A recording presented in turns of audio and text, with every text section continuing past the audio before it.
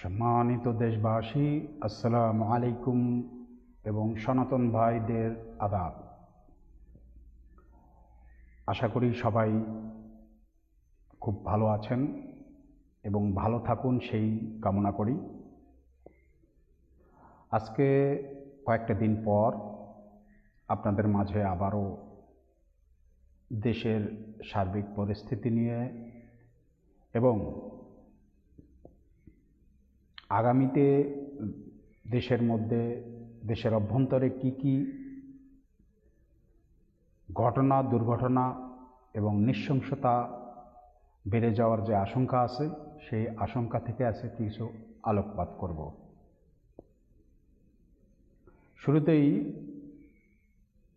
বলতে চাই, সারা দেশের জনগণ একটি সরকারকে উৎখাত করার জন্য 2024 সালে জুন জুলাই থেকে শুরু করে যে আন্দোলনটি রূপরেখা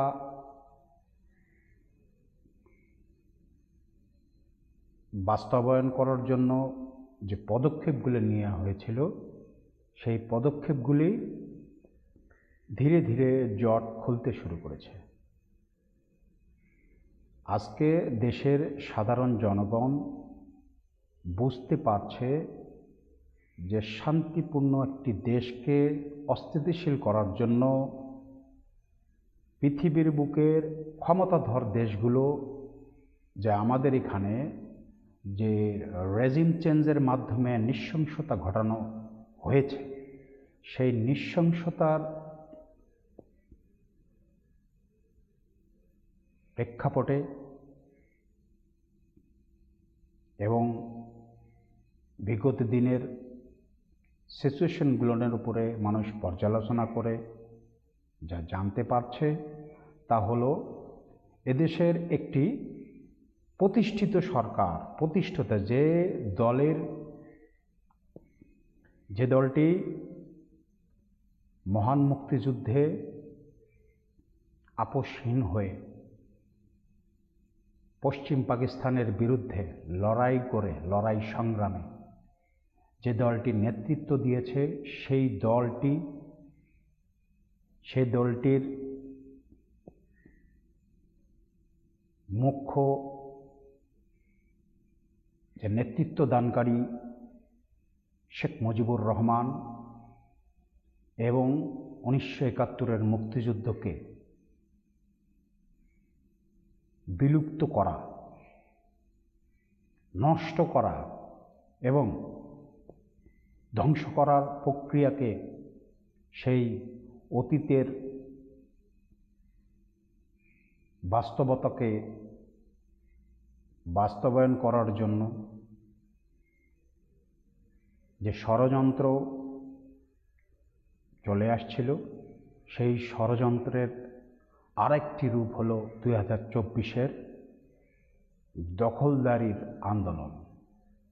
এই আন্দোলনে আপনারা সবাই জানেন যে এই আন্দোলনটির মদতদাতা কোন কোন দেশ এবং সেই মদতদাতা দেশগুলো নিয়ে সারা বিশ্বের মধ্যে যে তাণ্ডব চালিয়ে নিজের পেশি শক্তি, অত্যাধুনিক অস্ত্রের শক্তি, পলিটিক্যাল শক্তি সব মিলিয়ে, অর্থনৈতিক শক্তি সব মিলিয়ে কাজে লাগিয়ে পৃথিবীটাকে একটা দীর্ঘ সময় ধরে নিয়ন্ত্রণের যে পরিকল্পনা, যে ছক আঁকা হচ্ছিল, সেই ছকের মধ্যে আমাদের এই 2024-এর জুলাই আন্দোলন নামে যেটা পরিচালনা বলা হচ্ছে যে জুলাই আন্দোলন হয়েছে, অ্যাকচুয়ালি জনগণ বুঝতে পারছেন ধীরে ধীরে, কাউকে বোঝাইতেও প্রয়োজন নেই, জনগণ নিজে থেকেই বুঝতে পারছেন যে শান্তিপূর্ণ একটি দেশকে অস্থিতিশীল করার জন্য যা যা করণীয় দরকার, সেই সমস্ত কাজগুলো আমাদের বহির্বিশ্বের শক্তি দেশগুলো আমাদের দেশের ভিতরের কিছু, এদেরকে বলা চলে এরা তো দেশপ্রেমিক না, এরা দেশেরও নয়, এই সমস্ত মানুষদের সহযোগিতায় আমাদের দেশের একটি শান্তিপূর্ণ অবস্থানকে বিশৃঙ্খলা থেকে শুরু করে একটা যুদ্ধবিধ্বস্তর দিকে আমরা ঢুকেই পড়েছি। এখন আমাদেরকে এই যুদ্ধবিধ্বস্ত সিচুয়েশন থেকে বেরোনোর যে পথ আমরা খুঁজছি, সেই পথগুলোকেও একে একে বন্ধ করে দেওয়া হচ্ছে। এই কথাগুলো বলার মানে এই কথাগুলো আপনারা নিজেরাই অবজার্ভ করেন, নিজেরাই জানতে পারবেন যে আপনাদের দেশে, আমাদের দেশে, আপনার আমার দেশে যে 2024-এর শান্তিতে নোবেল বিজয়ী ডাক্তার ইউনূস ওরফে সুদখোর সৌদিয়া ইউনূস, উনি আমাদেরকে সারা বাংলাদেশকে গোলামের পরিণত করেছে। গোলাম কিভাবে, এটা আগামীতে আপনারা দেখতে পারবেন। আমাদের দেশ বিক্রির যে চুক্তিগুলো করে গেছে, সেই চুক্তির কাগজগুলো আপনারা একটু সার্চ করলেই জানতে পারবেন যে আমাদের দেশটাকে বিক্রি করে দেওয়া হয়েছে আমেরিকার হাতে। আমেরিকার হাতে বিক্রি করে দেওয়া হয়েছে আমাদের দেশ গোলামি চুক্তির স্বাক্ষরের মাধ্যমে। শুধু আমাদের এখানকার দেশ বিক্রির চুক্তিই নয়, এই সুদখোর ইউনূস সরকার বিগত 18, 19, 20 মাসে দেশের ভিতরে একটা মৃত্যুর হাহাকার ডাক শোনার জন্য যে পদক্ষেপগুলো মুহূর্তে মুহূর্তে নিয়েছে, সেই পদক্ষেপের অনেক চিত্রগুলো আপনারা সোশ্যাল মিডিয়ায় অনবরত দেখেছেন। অনবরত বলতে এমন কোনো দিন নেই যে সেদিন আমরা মানুষকে পুড়িয়ে মারা, মানুষকে ঝুলিয়ে মারা, মানুষকে মারার পরে নদীতে ফেলে দেওয়া, মানুষকে গুম করা আমরা নিত্য নতুন দেখেছি। আজকে আইনের পরিভাষায় যদি বলা হয় যে একটি মানুষকে হত্যা করার দায়ে যদি আমাদের বিচারকের রায়ে যদি মৃত্যুদণ্ড হয়, সেটা শিশুও যদি হয় এবং প্রমাণিত হওয়ার পরেও সেই শাস্তি হবে, সেই শিশু হত্যা হোক আর মানুষ হত্যাই হোক, সেই হত্যার রায় হবে একমাত্র মৃত্যুদণ্ড। সেই অনুযায়ী আমাদের দেশকে একটা দুর্ভিক্ষজনিত এলাকা করার জন্য আমাদের দেশের বিগত সময়ের তার 18, 19, 20 মাসে আমাদের যে শিশু বাচ্চারা বর্তমানে মারা যাচ্ছে, সেই শিশু বাচ্চাদের টিকা উনি আমদানিও করেন নাই, টিকা দিতেও দেন নাই। বিগত সরকার যে সিস্টেমেটিক ওয়েতে আমাদের দেশে হাম, পোলিও এইরকম যেসব রোগ ব্যাধি আছে, সেগুলো আমাদের দেশ থেকে একদম বিতাড়িত করে দিয়েছিলেন। আমরা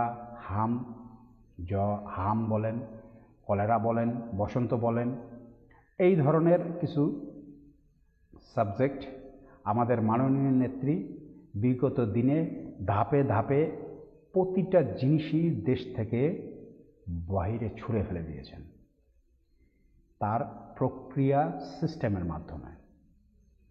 আপনি ডক্টর ইউনূস সাহেব, উনি দেশে আসলেন, তিনি বললেন তার নিয়োগকর্তা হচ্ছে স্টুডেন্টরা।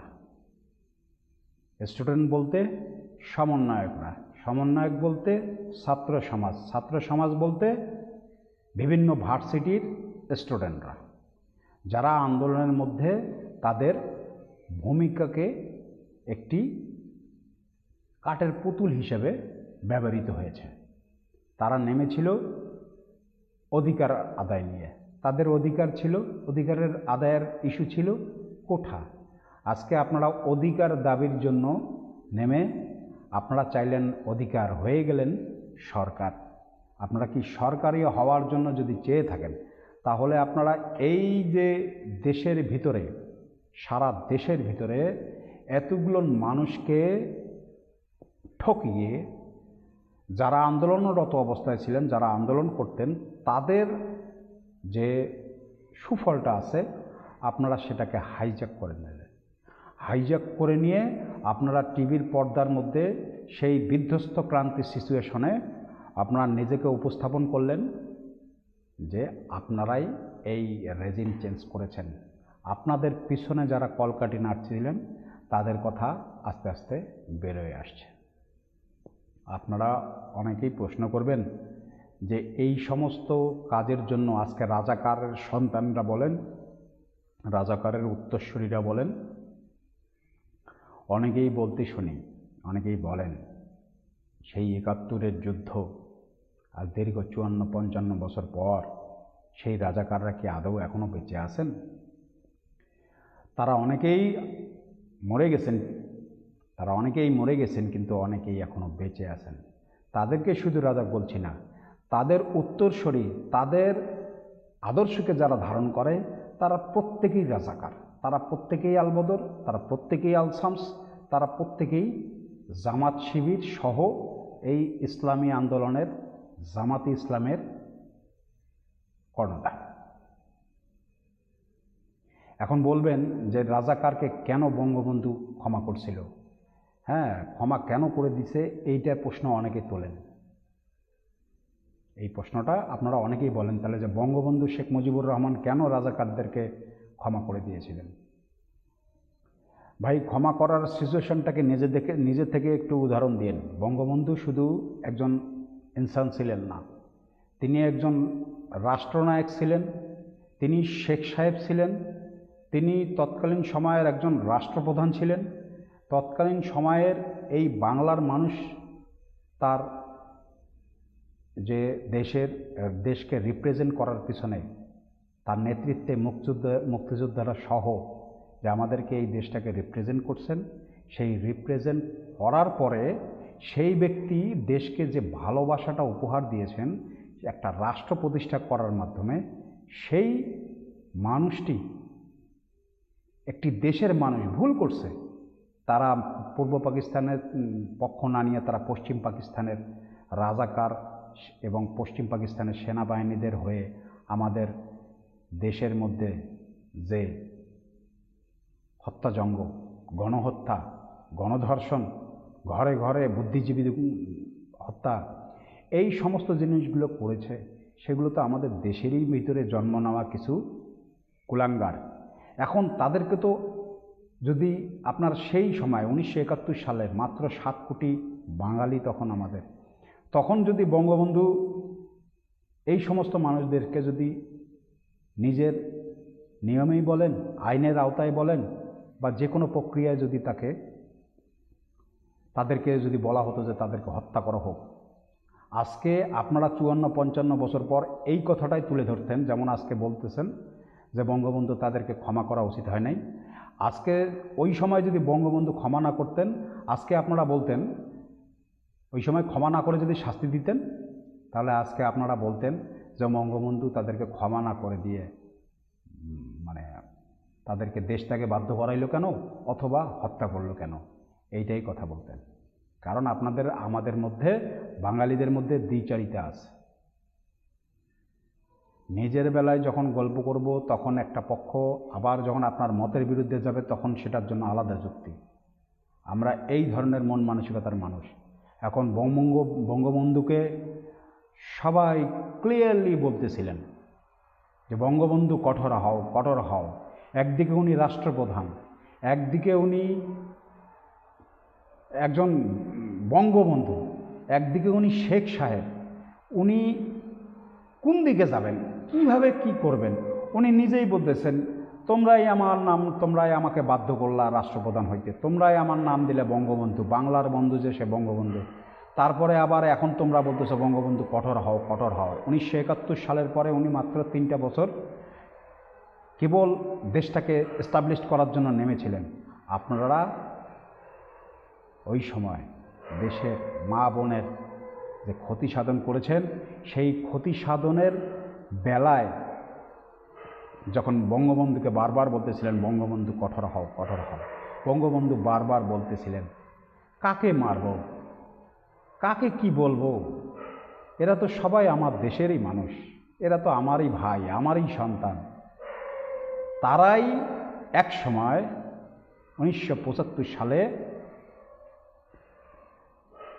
দেখিয়ে দিল যে বঙ্গবন্ধু বিশ্বাস করেনি যে বাঙালিরা তাকে হত্যা করতে পারে।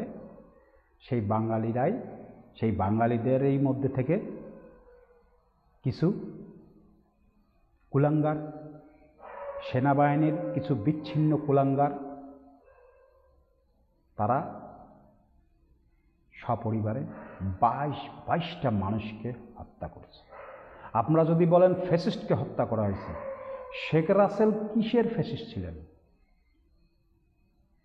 8-9 বছরের একটা বালক কি ফ্যাসিস্ট ছিলেন যে তাকেও হত্যা করতে হয়েছে? এ থেকে প্রমাণিত হয় না যে আপনারা হিংসার বিদ্বেষী হয়ে আপনারা চান নাই বাংলাদেশ প্রতিষ্ঠিত হোক, আর যিনি প্রতিষ্ঠিত করতে পেরেছেন তাকেই আপনারা সপরিবারে হত্যা করতে চাইছেন। আমরা তো সেই জাতি, তাই না? যে মানুষটা আমাদেরকে একটা রাষ্ট্র উপহার দিয়েছেন, যার নেতৃত্বে আমরা একটা রাষ্ট্র উপহার পাইছি, যে মুক্তিযোদ্ধারা দেশকে আমাদের রিপ্রেজেন্ট করছে, সেই মুক্তিযোদ্ধাদেরকে আপনি এই ইউনূস সরকারের আমলে আমরা দেখি নাই। গলায় জুতার মালা, গলায় তাদের শরীরের মধ্যে আঘাত, একজন পাকা চুলালা বৃদ্ধ মানুষকে কিভাবে মারতে মারতে টেনে হেসড়ে তাদেরকে হত্যা করে নদীতে ফালায় দেওয়া।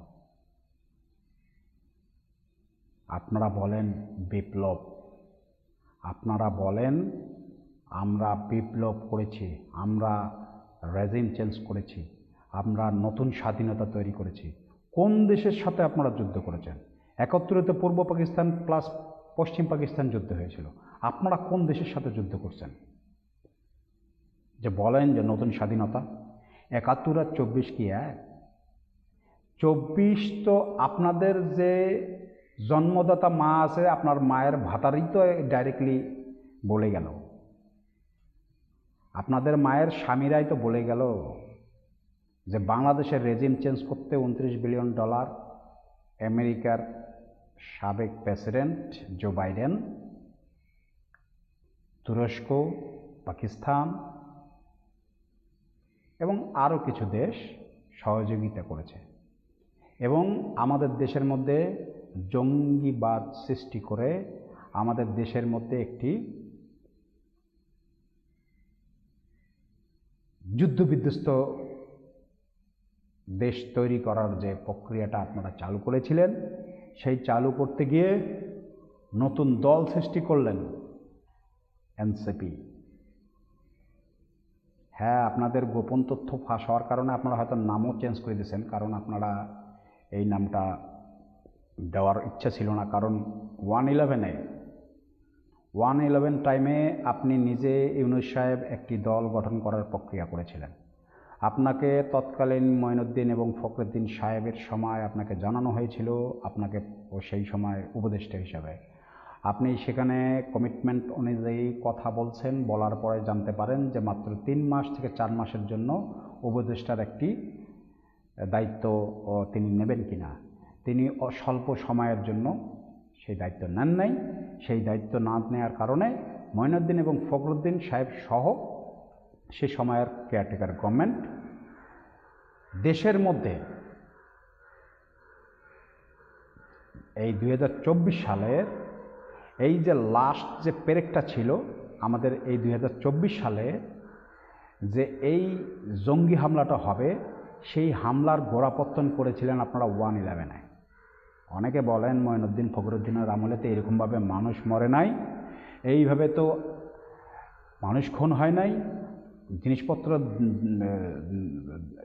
দ্রব্যমূল্যের দাম নিয়ন্ত্রণে ছিল, ঠিক আছে। আপনার একটা রেজিম চেঞ্জ করতে গেলে হুট করে তো কোনো সরকারকে আপনি একবারে ডিলেট করে দিতে পারেন না। যার কারণে আপনাকে স্টেপ বাই স্টেপ এগোতে হয়। সেই স্টেপের ফার্স্ট স্টেপই ছিল 111-এর মধ্যে মঈনুদ্দিন এবং ফখরুদ্দিনের সময়কার সেই প্রেক্ষাপট, যে প্রেক্ষাপটে আপনাকে অফার করা হয়েছিল আপনি শর্ট টাইমের জন্য উপদেষ্টা হইতে আসবেন না। তা আমরা দীর্ঘ 111-এর পরে দীর্ঘ 20 বছর পর আপনাকে দেখলাম, 20-19 বছর পর দেখলাম আপনি উপদেষ্টা হয়ে আসলেন এবং আসার পরে আপনি দেশটাকে কোন স্থানে নিয়ে গেলেন? আপনি দেশটাকে আমাদের কোন সুউচ্চ স্থানে নিয়ে গেলেন? আপনি বলছিলেন অনেক চাপা পেটাইছেন, আপনি অনেক চাপা পেটাইছেন যে আমাদের দেশের মধ্যে দেশের বাইরে থেকে লক্ষ লক্ষ মানুষ কাজ নিয়ে আসবে। চাপা। আপনি রোহিঙ্গা ক্যাম্পে গিয়ে বক্তৃতা দিলেন যে আগামী ঈদ রোহিঙ্গারা নিজের দেশেই করবে। চাপা। আপনি তো ক্রিমিনাল একটা লোক। আপনার কোন কথাটা সত্যি হয়েছে? আপনার কোন কথাটা সত্যি হয়েছে? আপনার একটা প্রমাণ দেখান যে আপনি এই কাজটা সত্যি করছেন। সব আবালদেরকে দেশের বাইরে থেকে ধরে নিয়ে এসে তাদেরকে আপনারা উপদেষ্টা মণ্ডলের মধ্যে রাখছেন। হাজার হাজার কোটি টাকা, আপনি 4 দিনে 40 কোটি টাকা খরচ করার মতো হোটেলে থাকেন। আপনার বাবার টাকা। আপনারা তো আবার এই কাজও করেন। আপনার বাবা বলে আবার ভুল করি কেন? আপনারা তো নিজের মায়েকে, আপনাদের নিজেদের মায়ের সাথে তো 14 জনের বিয়ে দেন। এই বাপ পছন্দ হয় নাই তো ওই বাপ পছন্দ হয় নাই তো এই বাপ। আপনাদের এখন নয়া বাপ যেমন আপনাদের আছে, সেই দেশকে মা বানায় আপনারা এই মাকে তুলে দিলেন আর এক বাপের হাতে। আপনাদের বর্তমান বাপ কারা? যেমন মাঝখানে আন্দোলনকারীদের যতগুলান আন্দোলনকারী ছিল তাদের বাপ ছিল ইউনূস, সুদখোর ইউনূস।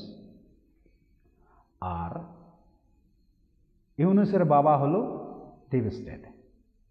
ডিপ স্টেটের বিভিন্ন ব্যবসায়ী, বিভিন্ন নেতা, যাদেরকে আমরা ইদানিং জানতে পারি যে তাদের মানে ইউনূসের বাবারা আবার ফির ওই অ্যাপস্টিন ফাইলের মধ্যে বিভিন্ন আইল্যান্ডে গিয়ে শিশু ধর্ষণ করে। আর ওই টাইপের মানুষগুলোকে আমরা এখানে নিয়ে এসে দেশের দায়িত্ব দিলাম, যারা আমাদের দেশের নাগরিকই না। এর মানে হলো, এর সব কিছুর মানে হলো কিচ্ছু না, কিচ্ছু না। শুধু একটাই ডিস্টার্ব হলো, শেখ মুজিবুর বঙ্গবন্ধু কেন, বঙ্গবন্ধু পরিবার ক্ষমতায় কেন, আওয়ামী লীগ কেন, আর মুক্তিযুদ্ধ কেন? এটাকে ডিলেট করো, এটাকে ডিলেট করো। তারা সহ্যই করতে পারছে না। কারণ এমন হতে পারে যে আমাদের মুক্তিযোদ্ধারা হয়তো এদের মায়ের কাছে রাত্রে ছিল, যার কারণে হয়তো বা এরা সহ্য করতে পারে না। এরা লুকিয়ে লুকিয়ে হয়তো দেখছে, যদিও আমাদের মুক্তিযোদ্ধাদের এই চরিত্র নয়, যে চরিত্র তাদের। আপনাদের উপদেষ্টাদের মধ্যে আলী রিয়াজ, যিনি আমাদের দেশে এই 18 মাসে বিভিন্ন প্রক্রিয়া করে বিভিন্ন নারীদেরকে প্রেগনেন্ট করে উনি আমাদের ইলেক্টেড গভর্নমেন্টের হাতে ক্ষমতা সমর্থন করে চলে গেলেন। এই দেশের মা বোনগুলো যারা লোভের আশায় এদের বিছানায় শায়িত হয়, তাদেরকে আমরা কেমন করে বোন বলি? এখন যখন আপনাকে যখন ধোঁকা দেওয়া হয়, তখন আপনি ক্যামেরার সামনে এসে হাউমাউ করে কেঁদে বলেন আলী রিয়াজ আমার ধ্বংস করে দিয়েছে। তা আপনার মামলা করেন না কেন? আপনার যদি সব কিছু ধ্বংস করে থাকে তা আপনার মামলা করেন না কেন? তখন মামলা করতে পারেন না, এখন মামলা করেন না কেন? এর মধ্যে আপনারা এনসিপির নেতা বানাইছেন। এগুলো কথা তো আবার সোশ্যাল নেটওয়ার্কে স্পষ্ট বলতে লজ্জা লাগে। এরা এনসিপির নেতা বানাইছেন, এরা যে নেত্রী এনসিপিতে জয়েন করে তাদের সাথেই মানে বেড পার্টনার বানাইতে চায়, বেড পার্টনার বানার অফার করে।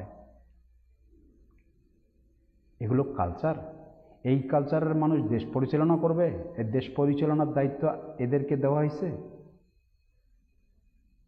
এদের তো ভাষা সম্বন্ধে তো আপনারা শুনছেন, এদের সুপার ডায়লগ, সুপার ভাষা শোনেন।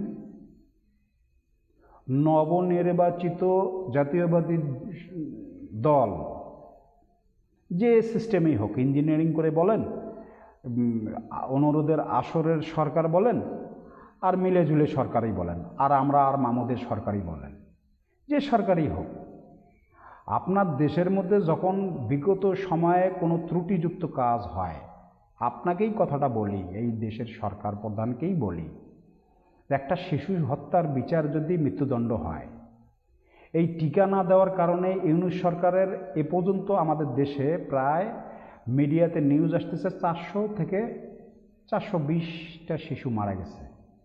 আমি চ্যালেঞ্জ করে বলবো, আমার সাথে আমি চ্যালেঞ্জ করে বলবো, সারা দেশের মধ্যে 1000 পার হয়েছে শিশু মারা গেছে। এর দায় কে নেবে? আপনি নেবেন? বিএনপি সরকার নেবে? বিএনপির সরকারের আমলে তো এটা হয় নাই। তা যে সরকারের আমলে এই গাফিলতি হয়েছে, তাদের বিচার করার সক্ষমতা রাখেন আপনি কি? বর্তমান নবনির্বাচিত সরকার সেই সক্ষমতা কি রাখেন? রাখেন না। যদি রাখতেন তাহলে এই উপদেষ্টাদের বিচারের আওতায় নিয়ে আসতেন। আপনারা শপথ গ্রহণের পরে স্বরাষ্ট্রমন্ত্রী সালাউদ্দিন সাহেব বললেন, সজীব ভুঁইয়া এত কম বয়সে তিনি আর্মসের লাইসেন্স কীভাবে হয় এটা আমি দেখব। কচু দেখেছেন, আমাদেরকে কচু দেখালেন এ পর্যন্ত শপথ নেওয়ার পরে। সারজিস আলম, নাহিদ ইসলাম, মাহফুজানা, এদের এদের তো আপনারা একটা পশমও ছেঁড়ার ক্ষমতা রাখেন না। না হলে দেশের মধ্যে এত বড় বড় ক্ষতি করার পরেও এদেরকে আপনারা আইনের আওতায় আনতেছেন না বা আনতে পারছেন না। না পারার কারণ হলো আইন শৃঙ্খলার পরিস্থিতি আপনারা নর্মাল করতে পারেন নাই, স্বাভাবিক করতে পারেন নাই। বোঝা গেছে? তো আমাদের দেশে বর্তমানে এই যে ইউনূস সরকারের যে অবৈধ কার্যকলাপগুলো আছে, সেই অবৈধ কার্যকলাপ সহ তার উপদেষ্টাদের প্রত্যেকের যদি, আপনি পারবেন না এটা জানি আমরা, আপনি পারবেন না, আপনার পারার মতো সক্ষমতা দেখিও না এবং করণীয় দেখি না। কারণ আপনারা সংসদের মধ্যে একটি বারও এগুলো নিয়ে আলোচনা করেন নাই, সাবজেক্টই উঠান নাই। আপনারা আছেন আপনাদের আমরা আর মামুদের গল্প চারিতা নিয়ে। আমাদের এখানে শিশু মারা যাচ্ছে। আপনারা কল্পনা করতে পারেন যে পিতা মাতাটার 10-12 বছর থেকে সন্তান হয় না, সেই সন্তানটা হঠাৎ 12-13 বছর পর জন্ম নিয়েছে, সেই সন্তানটা যদি সামান্য হামের কারণে মারা যায়, আপনার সে অনুভূতি আছে? আপনার সে অনুভূতিটা আছে কি যে তার এই পিতামাতার মনের ভিতরে কি কষ্টটা যায়? তারা, এটা তো একসময় অ্যাবনর্ম্যালিটি তৈরি হয়ে যাবে। অ্যাবনর্ম্যালিটি তৈরি হয়ে যাবে, একটা মানুষ পাগল হয়ে যাবে, মস্তিষ্ক বিকৃতি হয়ে যাবে। আপনারা এই ধরনের ক্রাইসিস মোমেন্টের মধ্যে এসে আবারও আমরা দেখতেছি আপনার গভর্নমেন্ট, বিএনপি গভর্নমেন্ট রানিং, এখনও আমরা দেখতেছি স্বৈরাচার ফ্যাসিস্ট বলে সেই দলের নেতাকর্মীদেরকে আপনারা এখনও, এই তো 2 দিন আগেও আপনারা মেরে ফ্লাইওভারে ঝুলায় রাখছেন। এই কালচার ছিল বাংলাদেশে? এটা তো জঙ্গি কালচার। জঙ্গি বলে আপনারা জঙ্গির মানে জানেন?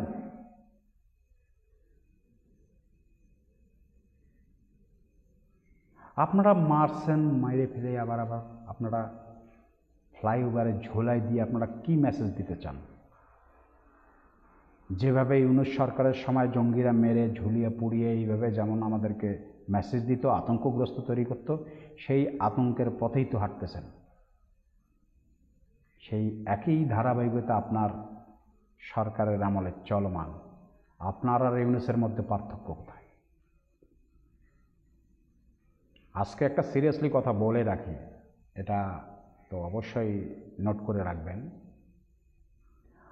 এই আপনারা কতদিন টিকতে পারবেন কি পারবেন না, আমরা দোয়া করি আপনি স্বাভাবিক পরিস্থিতির মধ্যে নিয়ে এসে আপনি আপনার মতো করে দেশকে পরিচালনা করুন। আমরা চাই আপনি একটা নতুন সরকার হিসেবে আবির্ভূত হন।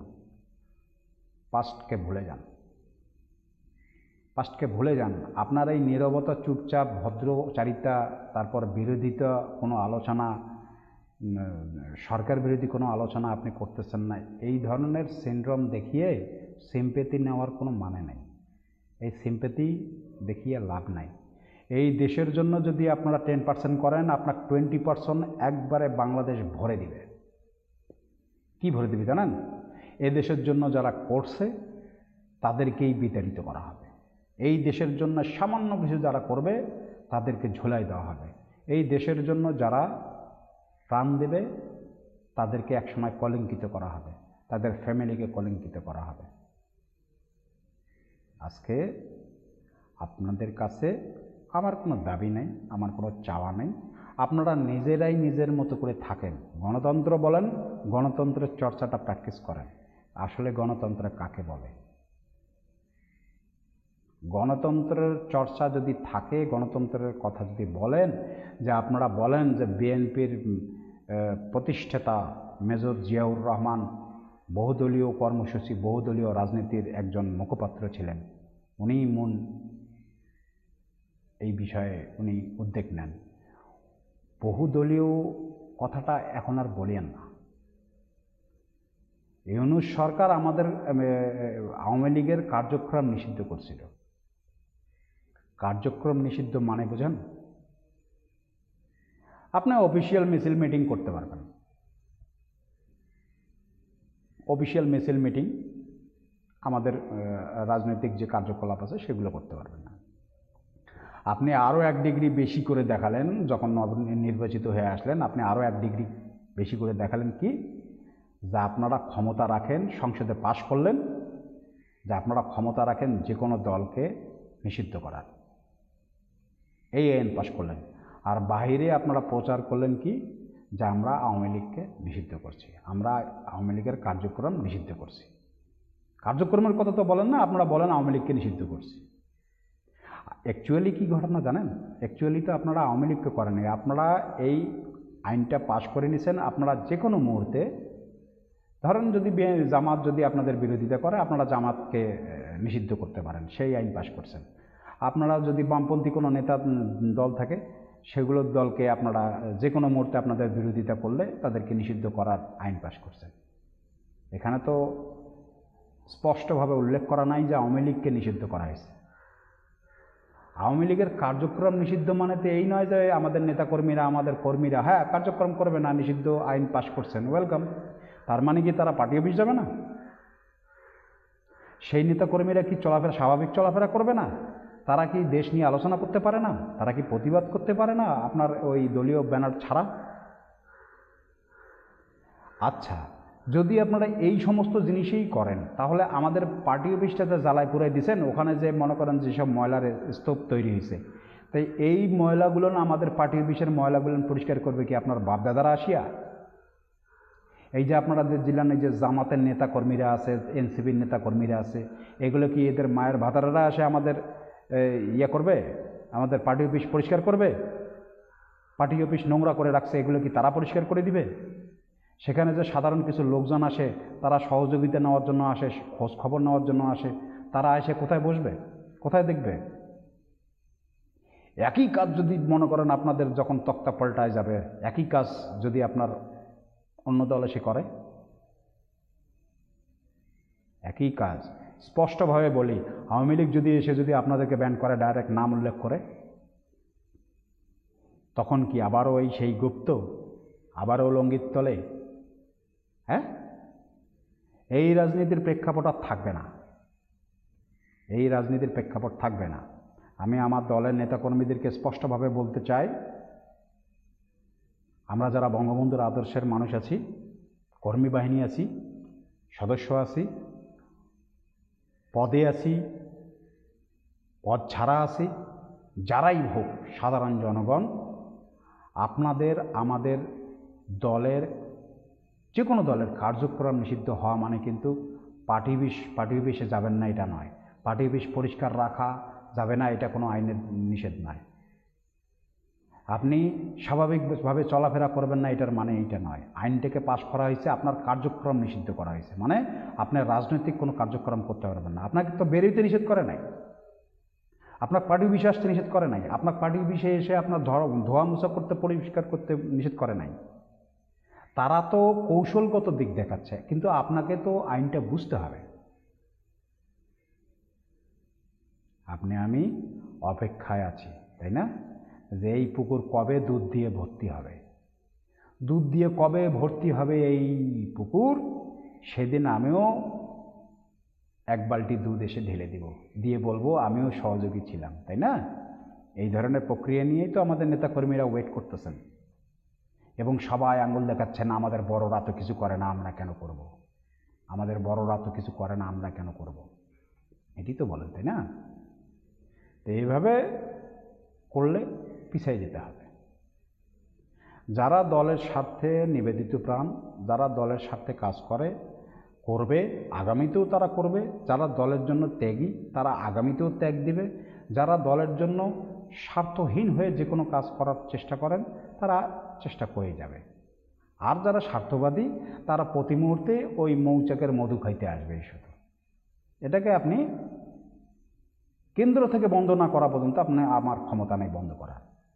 কারণ আমাদের মধ্যে আমলাতন্ত্র, দলীয়করণ, এই জিনিসগুলো এতটা প্রকোপ ফেলছে, এতটা প্রকোপ আকর ধারণ করছে, যা আমরা এখন আমাদের মর্জি মতন নেতাকর্মীদেরকে তৈরি করি, যে লোকগুলো বঙ্গবন্ধুর আদর্শ থাকবে না, তার নিজস্ব নেতৃত্বে থাকবে, তার মধ্যে বঙ্গবন্ধুর আদর্শ থাকবে না। মানে সোজা বাংলায় বলতে গেলে, আওয়ামী লীগ করবে না, কোনো সহযোগী সংগঠন করবে না, সে আসলে লীগ করবে, কিন্তু ভাই লীগ করবে। আবার ভাই লীগের ক্ষমতা যখন থাকবে না, ভোটে জিতবে না, তখন দেখা যাবে তখন আর এক ভাই লীগ করবে। আবার আর এক পক্ষের লোক আছে, এরা সবসময় সরকারি দল, এরা সবসময় সরকারি দল।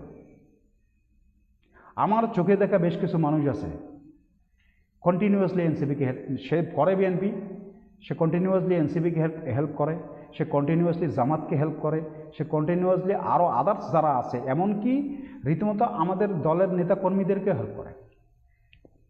এর মানে হইতেছে আমি ঘোড়ার চাইলের মতো, দাবার গুটির ঘোড়ার চাইলের মতো, একসাথে 8টা না 12টা ঘর ধরে রাখা যায়। তো যে সময় যে সরকার আসবে, তখন সেই ঘরে থাকবো আমি, বলতে পারবো যে তোমাকে তো আমি সহযোগিতা করছি। এইভাবেই রাজনীতিটার আমাদের ধ্বংস করা হয়েছে,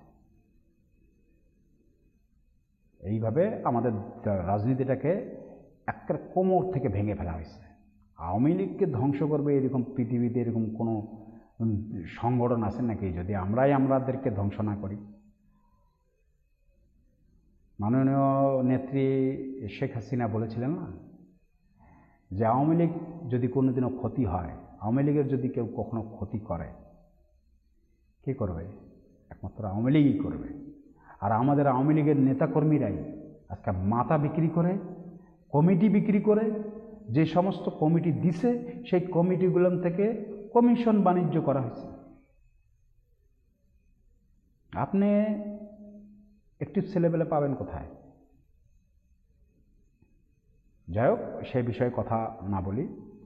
আমি যে বিষয়টা আপনাদেরকে উল্লেখ করি সেটা হলো ইউনূস সরকারের বিচার। আপনি যেহেতু নবনির্বাচিত বর্তমানের বিএনপি সরকার, এখন আপনারা অসীন আছেন, আমরা চাই আপনারা গণতন্ত্রের মুখে থেকে আইনের সুশাসন প্রতিষ্ঠা করার মাধ্যমে সুশাসন প্রতিষ্ঠাতা করুন। তা না হলে সমস্যা, এবং অনাকাঙ্ক্ষিত সমস্যা, শুধু কাঙ্ক্ষিত না, এটা অনাকাঙ্ক্ষিত সমস্যা তৈরি হবে, যে সমস্যাটা পরবর্তীতে আপনি সামাল দিতে পারবেন না। এরকম কামনা করি না, কিন্তু জেনে শুনে আপনি যদি এখন অনেক কিছু অন্যায় কাজের সমর্থন তৈরি করেন অথবা নিশ্চুপ থাকেন, আপনি হয়তো জানেন জালালউদ্দিন রুমির একটা কথা আছে, কেউ জেনে শুনেও যদি অন্যায়ের প্রতিবাদ না করে সেই সময়টা যদি সে চুপ করে থাকে, সেও একই দোষে অন্যায়কারী। অতএব আপনি বিচার করবেন না যদি চুপ থাকেন, সেক্ষেত্রে আপনিও এই একই দায়বদ্ধতার মধ্যে পড়বেন এবং এর জন্য আপনাকে ভবিষ্যতে হয়তোবা জবাবদিহিতার মধ্যে আসতেও হইতে পারে। তা আমরা আশা করি, যেহেতু আমাদের দেশ একটা স্ট্যাবল করেছে দীর্ঘ সময় ধরে, একজন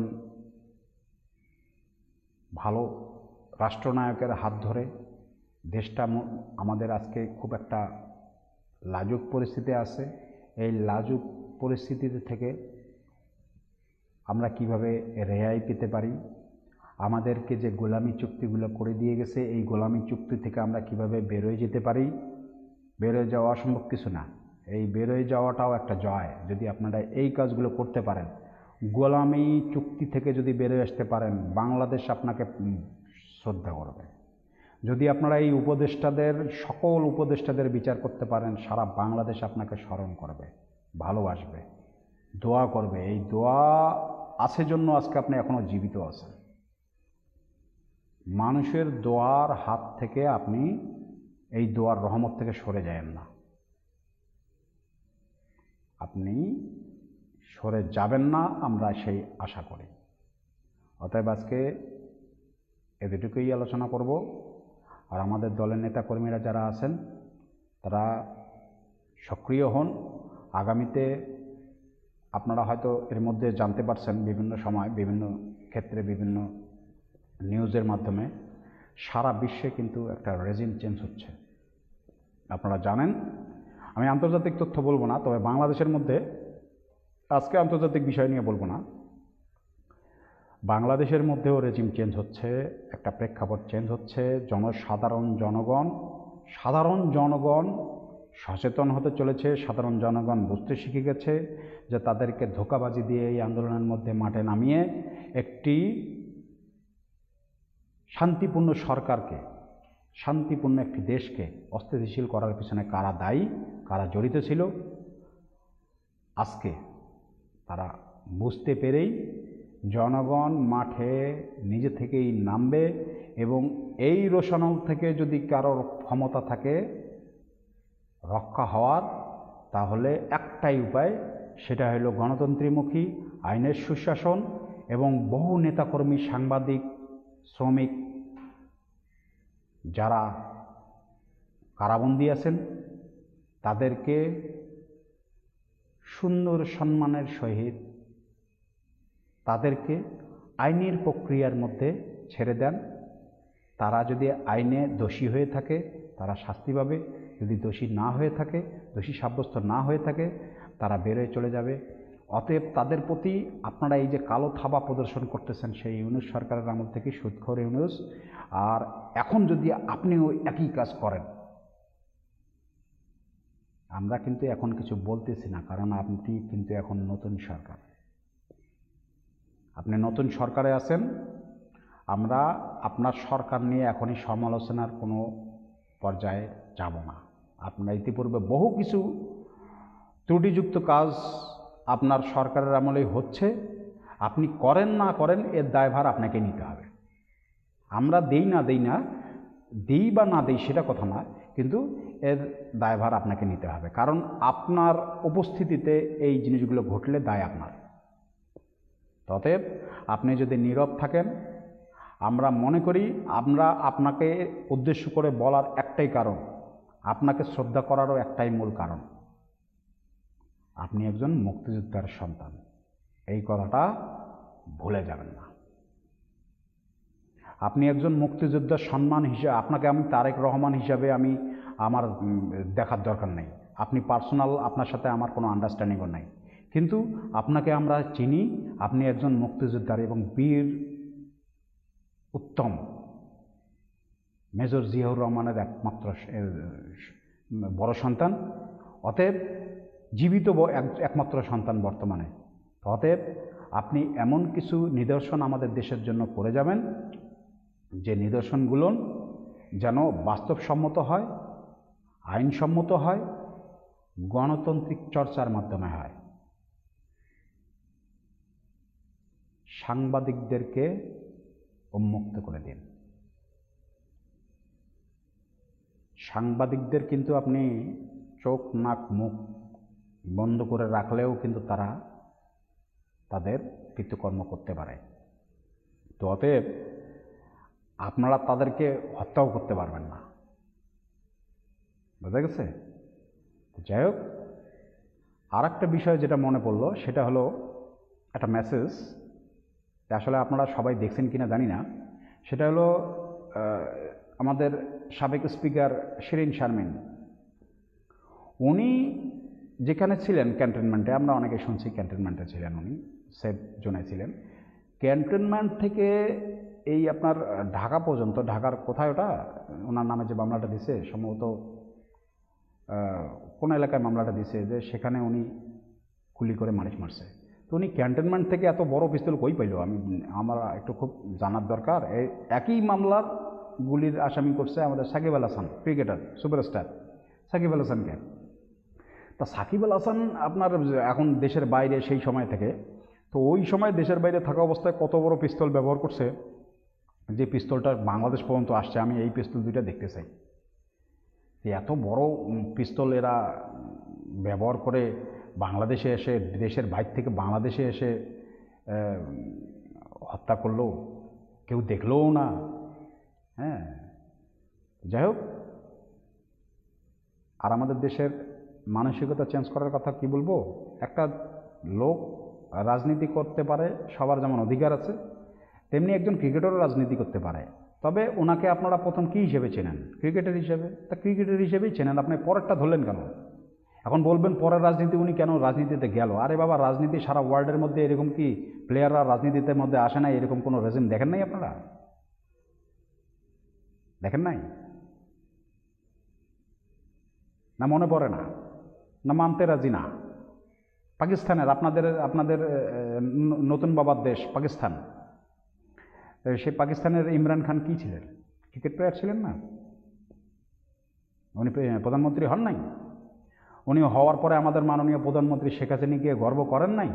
উনি 1 বছরের জন্য মাননীয় শেখ হাসিনাকে বলেন নাই যে আমাদেরকে শেখ হাসিনাকে 1 বছরের জন্য দেন, আমরাও বাংলাদেশের মতো উন্নত হতে চাই? বলেন নাই? কেন বলছেন?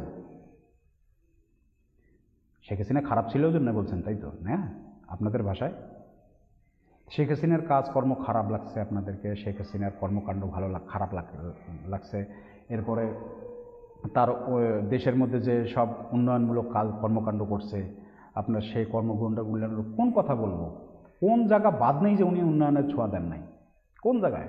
এই পদ্মা সেতু, ফ্লাইওভার, আপনার মেট্রো রেল, এগুলো ছোটোখাটো, তারপর কর্ণফুলী টানেল, এগুলো ছোটোখাটো বিষয় না তো। আরও বেশ কিছু প্রকল্প আছে। মাননীয় তারেক রহমান প্রধানমন্ত্রী, আপনাকেই এগুলো উদ্বোধন করতে হবে আগামীতে। যেভাবে রূপপুর পাণবিক শোধনাগারটা আপনাদের হাত দিয়ে উদ্বোধন হলো না, এরকম আরও 5-6টি বড় মহা প্রকল্প আছে, যে প্রকল্পগুলো তৈরি করে রেখে গেছেন আমাদের মাননীয় নেত্রী, সেগুলোর আপনি উদ্বোধন করবেন আগামীতে। প্রস্তুতি থাকুন, ধন্যবাদ থাকুন। আর আপনার মা, আমাদের বর্তমান প্রধানমন্ত্রী তারেক রহমানের প্রয়াত মা ম্যাডাম খালেদা জিয়া, উনি একটি বক্তব্যের মধ্যে ওনার সন্তানদেরকে সামনেই বলছিলেন যে বাংলাদেশে কখনো যে সিচুয়েশনই হোক, যেমনই সিচুয়েশনই হোক, দুটো দলকে বাংলাদেশের লোক মেনে নেবে, একটা বিএনপি, একটা আওয়ামী লীগ। বিএনপি যদি কখনো ফল্ট করে আওয়ামী লীগ আসবে, আওয়ামী লীগ ফল্ট করলে বিএনপি আসবে। এই কথাটা মাননীয় ম্যাডাম খালেদা জিয়াই বলেছিলেন। কেন বলেছিলেন? তার দূরদর্শিতা থেকে। তার গৃহবধূ থেকে উনি প্রধানমন্ত্রী হওয়া পর্যন্ত আমি তার কিছু গুণগত দিক আমি দেখেছি, তার মাহাত্ম্যবোধ দেখেছি আমি। মানুষের মধ্যে ভালো মন্দ তো থাকেই, কিন্তু তার মধ্যে দূরদর্শিতা ছিল, তার মধ্যে বিচক্ষণতা ছিল, তার মধ্যে মান অভিমান থাকতে পারে। একটা দল পক্ষ বিপক্ষের মান অভিমান, মত অমত থাকতে পারে, কিন্তু তার মধ্যে মাহাত্ম্য গুণ আছে অনেক। তার সারা জীবনে তার স্বামী মেজর জিয়াউর রহমান, তার সহধর্মিণী প্রয়াত প্রধানমন্ত্রী আমাদের ম্যাডাম খালেদা জিয়া, এই দুইটা ব্যক্তি তাদের জন্মলগ্নে কখনোই বঙ্গবন্ধুকে নিয়ে কটূক্তি করে নাই। সার্চ করে দেখতে পারেন। কিঞ্চিত পরিমাণের জন্য কোনোদিনও কটু ভাষায় কথা বলেন নাই, হেয় প্রতিপন্ন করার জন্য কোনো কথা বলেন নাই।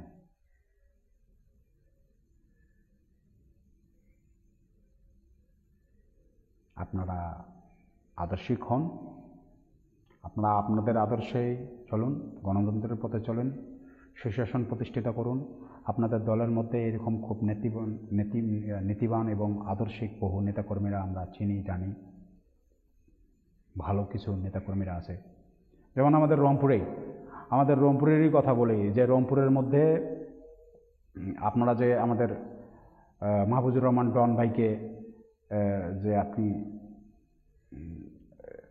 বিশেষ করে সিটি কর্পোরেশনের প্রশাসক হিসাবে নিয়োগ দিয়েছেন, আপনি কতটুকু চেনেন জানেন জানি না।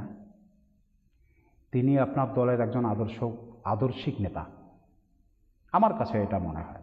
আমি দেখেছি, আমি তার কাছে দেখেছি তার রাজনৈতিক প্রজ্ঞা, তার রাজনৈতিক বিচক্ষণতা। হ্যাঁ, কারো ভালো কিছু দেখলে তার প্রশংসা করতে হয়। আমি তার ছোট, আমাদের সিনিয়র ভাই উনি, কিন্তু ওনাকে আমরা আজ থেকে না, সেই ছোটোবেলার থেকেই ওনার সম্বন্ধে আদর্শ এবং কথাবার্তা, চলাফেরা, ওনার কাজকর্ম দেখে আমরা দেখেছি। উনি একজন পার্সন, রংপুরের মধ্যে আরও কয়েকজন ছিলেন, তার মধ্যে থেকে আল্লাহ ডেকে নিয়ে গেলেন। আমাদের আনিসুজ্জামান লাকু ভাই ছিলেন, লাকু ভাইকে আল্লাহ ডেকে নিয়ে গেলেন। উনিও খুব আপনাদের দলের আদর্শিক একজন আপনার কর্মী ছিলেন। এইরকম ডন ভাইও আপনার খুব আদর্শিক একজন কর্মী। তাকে দেখে রাখবেন, তাকে যেন কেউ, আপনারই দলের কেউ যেন কোণঠাসা করে তার যে সুগম পথকে যেন প্রশ্নবিদ্ধ না করতে পারে। এই জিনিসটা অন্তত প্রধানমন্ত্রী আপনি নিজেও একটু খেয়াল রাখবেন, কারণ উনি খুবই পোলাইট এবং আদর্শিক। আর আমরা যদি আগামীতে যদি আপনারা সিটি কর্পোরেশন নির্বাচন দেন এবং নির্বাচনে যদি তাকে মেয়র প্রার্থী হিসেবে আপনি মনোনীত করেন, সেক্ষেত্রে সফলতার সহিত আমরা চাব রংপুর 3 আসন থেকে সিটি কর্পোরেশনে। আমি আমার ব্যক্তিগত মত থেকে এখন পর্যন্ত, যেহেতু আমাদের দলের কোনো ক্যান্ডিডেট নেই, আমাদের কার্যক্রম তো আপনারা আইনের দিক থেকে নিষিদ্ধ করে রাখছেন, সেক্ষেত্রে আমরা জানি এটা বেশি দিন আপনারা ধরে রাখতে পারবেন না, কিন্তু তারপরেও বলবো যে আমরা রংপুরবাসী অন্তত